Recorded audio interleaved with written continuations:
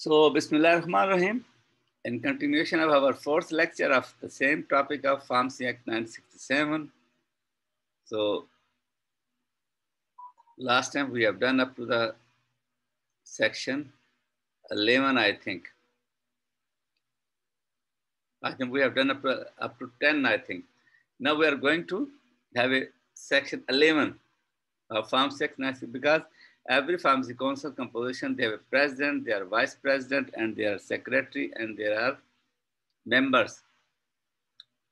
We have come to know that what's the criteria of members, how they have been nominated from various governments, and then they go to the pharmacy council. When the first meeting of pharmacy council is assembled, it has to elect one member as a vice president. The president is by default, he may be the director general health or secretary or the person whom they nominate as a president by that respective government. But for the vice president, there is election among the members. So class 11 is for the election of vice president. A council shall every year. Now the tenure of the president, understand, is for 1 year. Every year they have to elect a president. So a council shall every year elect one of its members to be the vice president of the council. And the vice president so elected shall hold office for a period of 1 year and shall be eligible for a re-election. So the total tenure of a council is 3 years, for the members, or for members, 3 years. But the vice president's tenure is 1 year. Every year they may change, they may not change. They re-elect the same vice president for the next tenure. So first is that they have to elect the vice president among the members when they assemble first time. First time when that council has to assemble after the gazette notification. I was asked in your previous question, there is a gazetted notification. So when the gazetted notification has been issued, the council has to be assembled, and when they assemble first of their, they have to elect as per class 11 of the vice president of the council. Now what they further says in class 11.1, provided that a vice president shall not, withstanding the expiry of his term, continue to function until his successor is elected. Furthermore, shall not, withstanding the expiry of his term, continue to function until. So whenever this term has finished, they have to elect a new president, a new vice president. 11.2 says, the vice president shall perform such function as may be entrusted to him by the council, and in the absence of the president, also the functions of the president. So when the president is on leave, the president is outside the country, wherever it's not available, then the vice president has to be function as a president of that respective council. Now mostly in these councils, the vice president mostly has to do the work. All agendas has to be covered by the vice president. Mostly in provincial pharmacy council, the secretary do not come for the meetings. Only the vice president holds the meeting. So 11.1, they elect the vice president, then the vice president can perform as a president in the absence of the can perform as a president in the absence of the president. So whenever they call a meeting, if the president is not available, means in the federal pharmacy council, if the director general health is not available, that vice president has to function as a president. Similarly, in provinces, if the president is not available, then they perform the duties of the president by the vice president. Then go for section 12.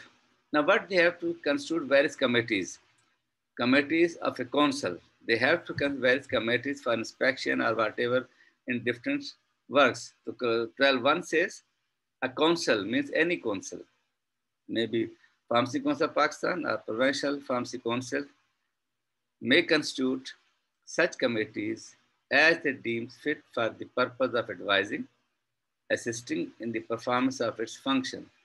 So in various functions, they may constitute various committees of respective members, maybe 2-3 members. They may have constitute a committee among the members. A committee constitute among the members, or they can co-opt some other person.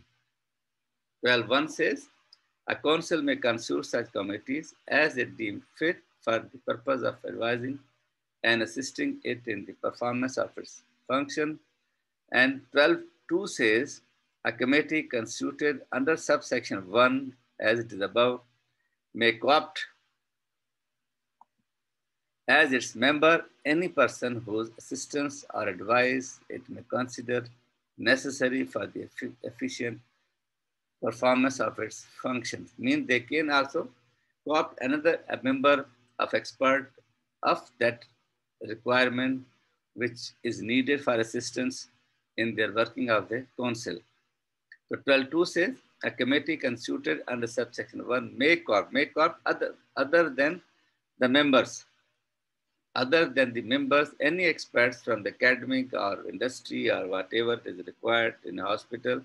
So they co-opt any other member which is not a member of the council as its member, any person whose assistance or advice it may consider necessary for the efficient performance of its function. So the term of that court member is for that committee only, for that special functions. That co-opted member may not continue for 3 years as the term of other members. He has been added, he has been co-opted for such particular function assistance which it requires of that period. So it has no full powers of a member, but it's known as a co-opted member. Is it clear? 13. Now 31 says,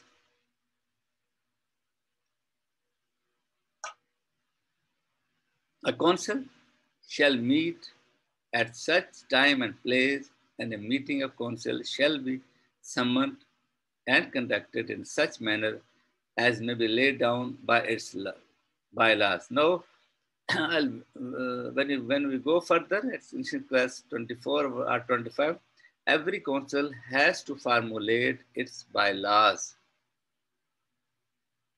Every council has to formulate its bylaw, whether it is the Pharmacy Council of Pakistan, whether it is Sindh Pharmacy Council, whether it is the Punjab Pharmacy Council, whether it is Khyber Pakhtunkhwa Pharmacy Council, whether it is the Balochistan Pharmacy. So what they do, they have to lay down their bylaws. Now, what they do, a council shall meet at such time and place, and a meeting of council shall be summoned and conducted in such manner as may be laid down by its bylaw. First, what they do, they form a bylaw.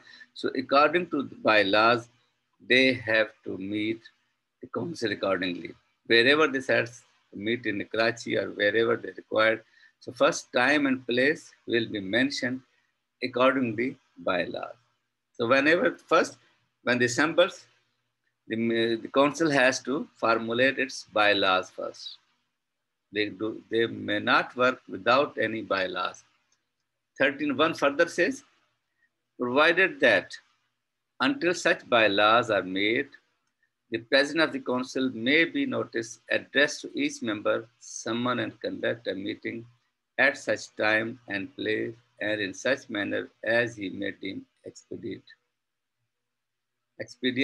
So what if any council has no bylaws, they have still not formulated bylaws, still that the president has to convene the meeting. The president of the council has convened the meeting and sends invitations to members.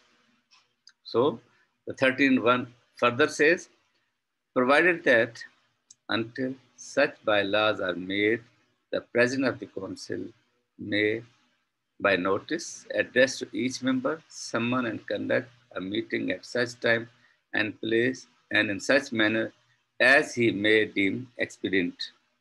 So next is 13.2. The president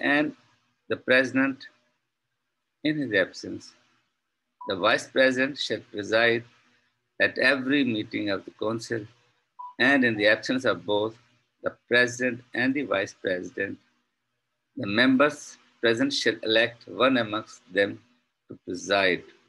Now it's very clear that in the 32 that the President and in his absence, the Vice President shall preside at every meeting of the Council, and in the absence of both President and Vice President, what they have to do? The Vice President, the members present shall elect one amongst them to preside. So when the President and Vice President are not available in such meeting when it was called, what they do? Now what the many members have to elect any one member to preside that specific meeting only. What they do, they elect among one person to preside, to chair that meeting in the absence of President and Vice President. This is state section 13. So whenever they have called a meeting, in the absence of President and Vice President, they have to elect one member among the, as a President to preside the meeting only, first that meeting only. Then section 13.3 says, now the quorum. Everywhere there is a quorum, how much the minimum members when are available, they have to convene the meeting.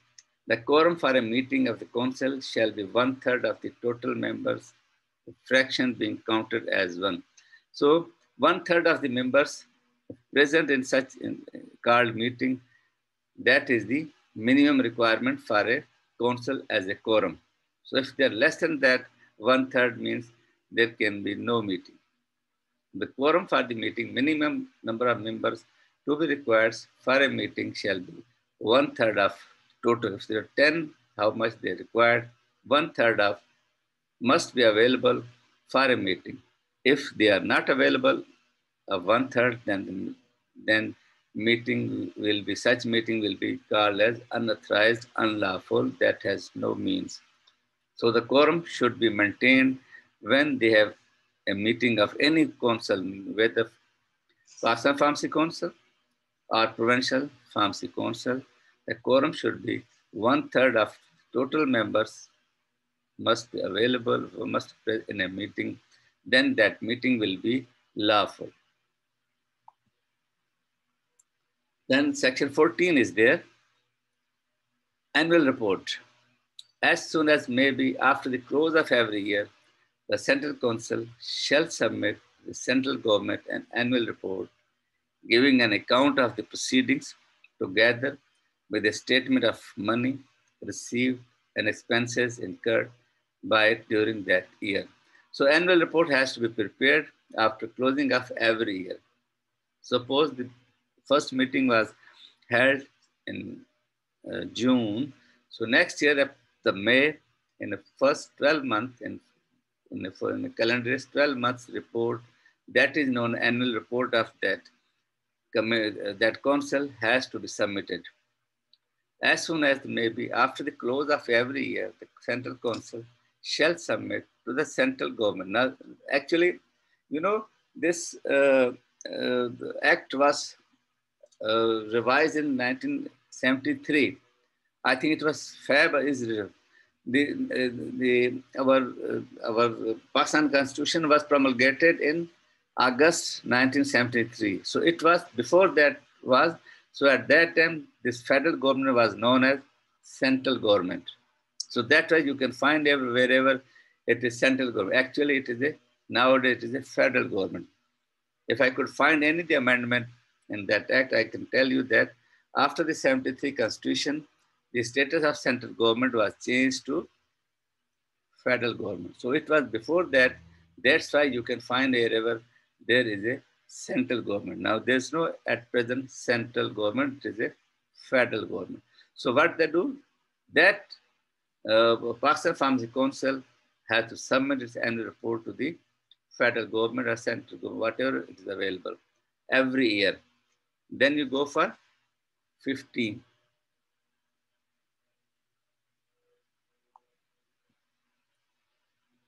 So after that, appointment of secretary, officers and staff of the council. So because uh, only members or only council cannot work, they must have a secretary, they must have other ancillary staff which has to function as a council. They have their secretariat. When there is a secretariat of a council, they must have their staff, they must have a secretary, they must have a subordinate staff, they must have various clerks, they must have this staff which has to work for, for that council. So how the secretary and other officers are appointed in a pharmacy council.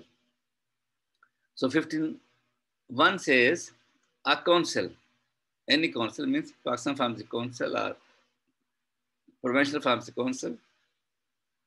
A council shall, with the approval in the case of the central council of the central government, and in the case of provincial council of the provincial government, appoint a secretary from among us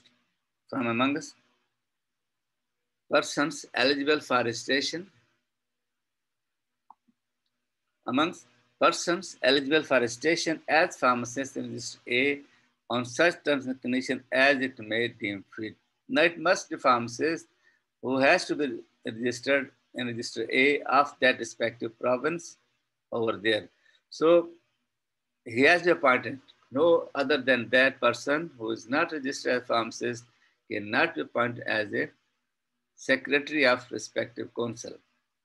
So further I can repeat, 15.1, a council shall, with the approval in case of central council of the central government and the case of provincial council of the provincial government, appoint a secretary from amongst persons eligible for registration as pharmacists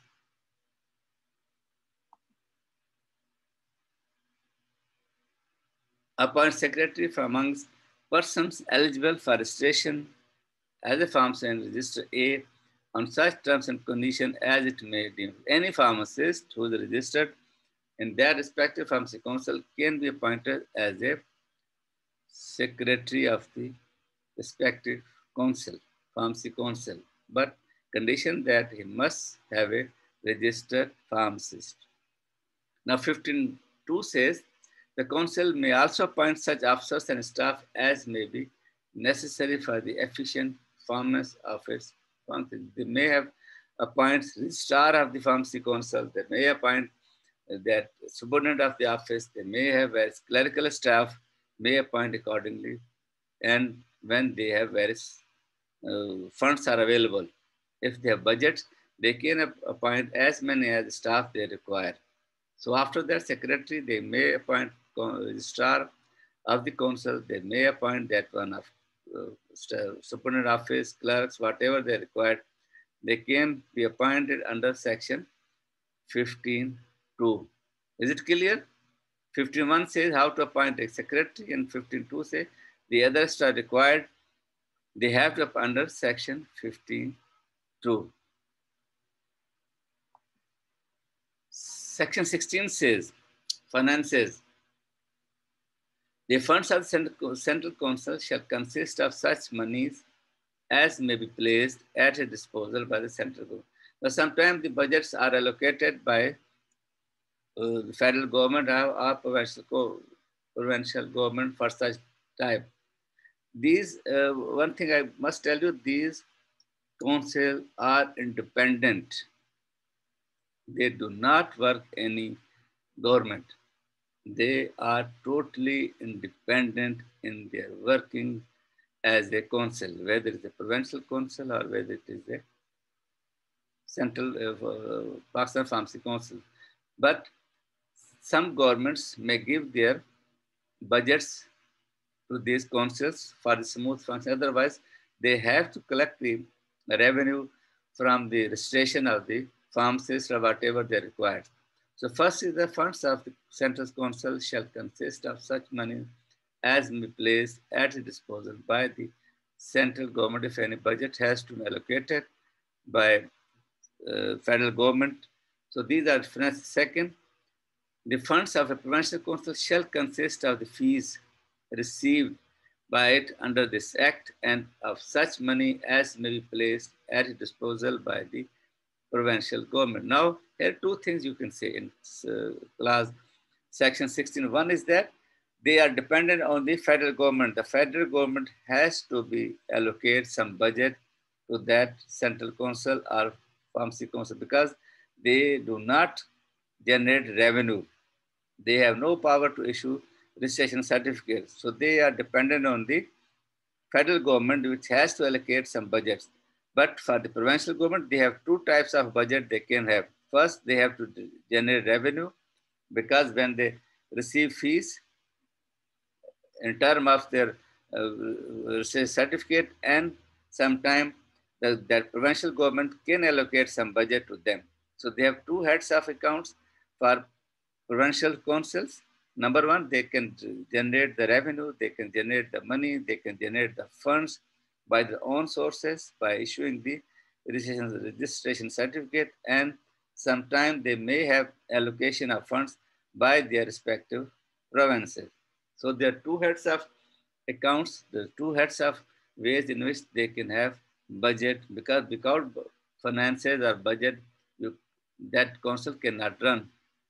So in central council, they may receive budget from the federal government, and from provincial government, they can have receive fees for the registration of the pharmacist, and they may receive some budget from their respective provincial government.